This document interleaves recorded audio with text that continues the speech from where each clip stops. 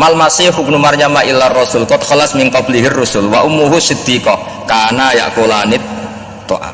Isa itu tidak Tuhan, wong dia makan. Kamu kebayang nggak misalnya punya Tuhan, wah tadi Tuhan mampir ke rumah saya, dia lemes, setelah tak kasih makan sehat lagi gitu. Itu kan nggak kebayang gitu. Tapi Tuhan marung di rumah saya, lemes tak gratisin, kayaknya tidak punya uang gitu. Setelah makan wah gairah lagi. Kebayang nggak punya Tuhan seperti itu. Sehingga Quran kalau gojlok sederhana, karena yakulanit toa. Sehingga wali-wali itu kalau makan itu sadar lemahnya dirinya, betapa dirinya tergantung makanan.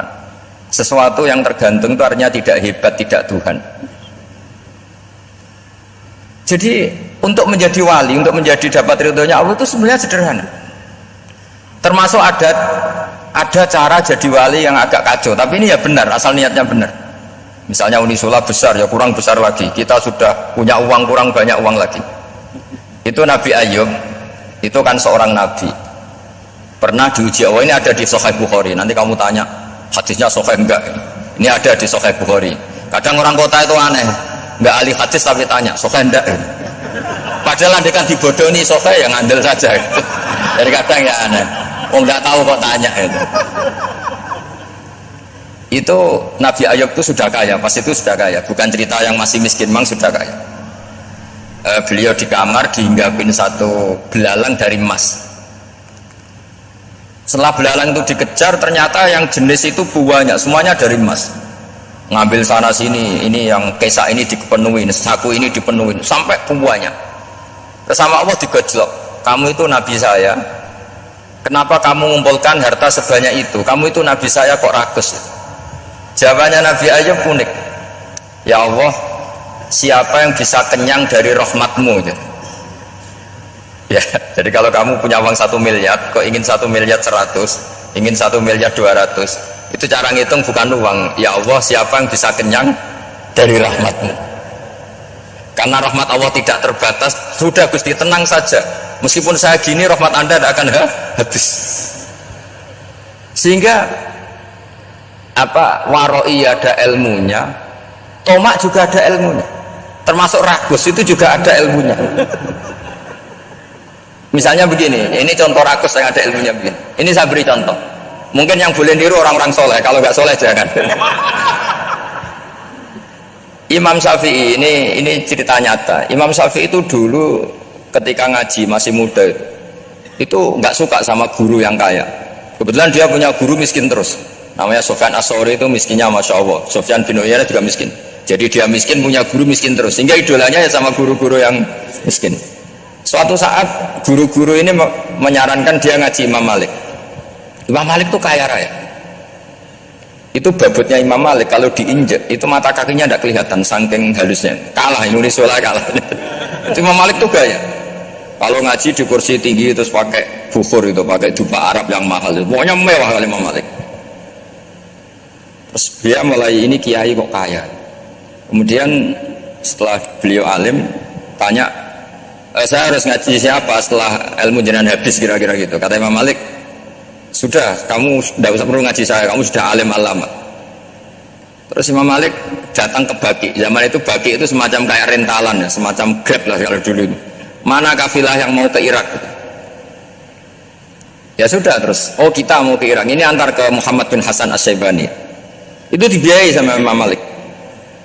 Grabnya ya dibayarin, itu kafilahnya itu ya dibayarin. Imam Syafi'i disangoni surrotan min dhahabin, jadi satu kepes uang dikasihkan. Itu pernah tak hitung semurah-murahnya itu sekitar 60 juta. Imam Syafi'i mulai mikir, kiai yang saya kritik lomo, sing kiai miskin tak puji, gak pernah ngamal kan, tentu orang miskin kan. Setelah datang ke Muhammad bin Hasan As-Syaibani, beliau itu pakar usul fikih, muridnya Abu Hanifah. Beliau al-usuli, pakar usul fikih. Itu Muhammad bin Hasan As-Syaibani itu kalau ngitung emas itu di ruang tamu, uangnya miliaran, emasnya banyak, dari kota ini dipindah ke kota ini, emas kalau ngitung di ruang tamu, bukan di kamar, di ruang tamu. Imam Syafi'i tambah kaget, Imam Malik kayak gitu sudah saya soal, malah ini kaya raya. Setelah Imam Syafi'i kelihatan kaget, digojlek sama Muhammad bin Hasan As-Syaibani karena beliau senior. Atajabu min hadza, kamu aneh melihat ini? Iya. Kenapa? Ulama kok kaya raya. Terus kata Muhammad bin Hasan, ya sudah, uang ini tak kasihkan orang-orang fasik, ganti gue demenan, gue nyabu, gue macam-macam. Oh jangan, nanti dipakai maksiat. Oh jenengan mohon sing suka. Semenjak itu Imam Syafi'i rubah. Jadi kalau kampus ini ingin akreditasi A, ingin mulia, ingin apa, kamu ridho kalau yang punya prestasi seperti itu adalah orang-orang fasik? Ridho enggak? Enggak kan? Maka didoakan ini. Nah, itu namanya berpikir secara usuli. Kamu jangan hanya nuruti karena berpikir waroi terus kamu benci kekayaan, benci pangkat, benci apa, enggak bisa seperti itu. Karena pangkat dan kekayaan ketika dikelola secara kesolehan maka akan menjadi energi positif yang luar biasa. Semenjak itu Muhammad bin Hasan Asy-Syaibani berhasil mendidik Imam Syafi'i. Sampai akhirnya keterusan Imam Syafi'i berpendapat kalau orang Islam bisa bikin rumah tingkat kok punya rumah reot itu haram kata. Akhirnya keterusan. Kalau bisa jadi bupati kok jadi ketua RT juga haram. Karena al-Islam ya'lu wala yu'la alaih. Islam itu luhur bukan bisa diluhurin. Sehingga rata-rata orang Syafi'iyah termasuk kiai-kiai Indonesia itu rata-rata ya agak-agak politikus. Ya agak-agak kedonyan, mungkin sebagian ya kedonyan tenan gitu. Karena nggak ridho gitu loh. Kalau kesempatan itu dikuasai orang fasik kemudian menjadi kekuatan maksi. Coba kalau bupati itu orang yang fasik. Kemudian programnya supaya rakyat seneng semalaman dangdutan yang purno misalnya, supaya rakyat seneng dibolehkan dugem, dibolehkan judi. Tapi kalau yang jabat orang soleh kan ada beberapa perda yang menolak penyakit apa? Masyarakat. Jadi kamu jangan melihat bahwa kepangkatan ini hanya sebagai alat korupsi, alat otoriter, enggak. Asal kena orang soleh, maka ini menjadi energi kesolehan atau energi positif. Sebab itu ketika Allah muji para nabi yang soleh, diantaranya seperti apa? Faqad ataina ala Ibrahim al-kitab wal hikmata, terusannya wa atainahum mulkan azim. Dan Nabi Ibrahim dan keluarganya tak kasih kerajaan yang besar. Nah sekarang masih banyak orang yang cara pandang ngapain bikin Unisula yang megah, ngapain berambisi punya akreditasi A dan sebagainya. Menyoal seperti itu salah secara usul fikih. Karena cara usul fikih kesempatan yang baik tentu harus diperjuangkan oleh orang-orang yang soleh. Karena ini supaya jadi otoritas yang positif. Itu dulu ada latihannya. Jadi orang dulu itu gampang sekali ketika milih miskin ditanya, kenapa miskin?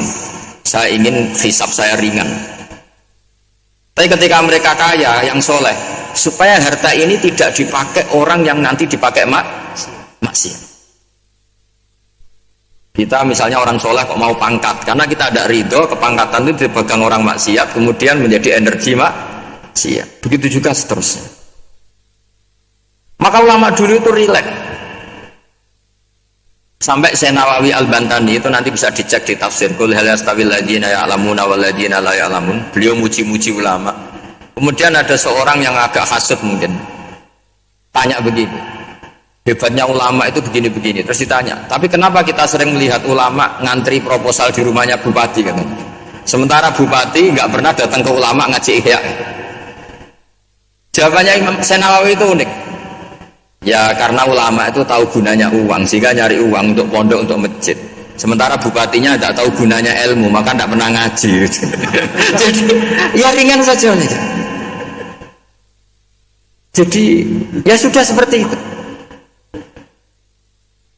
Jadi kalau ada ulama kedonyan, anggap saja karena tahu gunanya uang.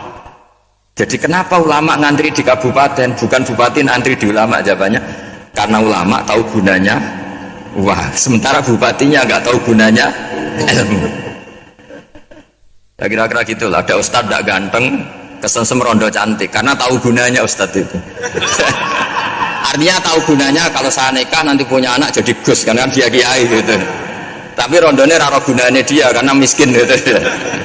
Jadi ulama dulu itu rileks menafsirkan apa saja itu rileks, termasuk saat terpojok itu rileks.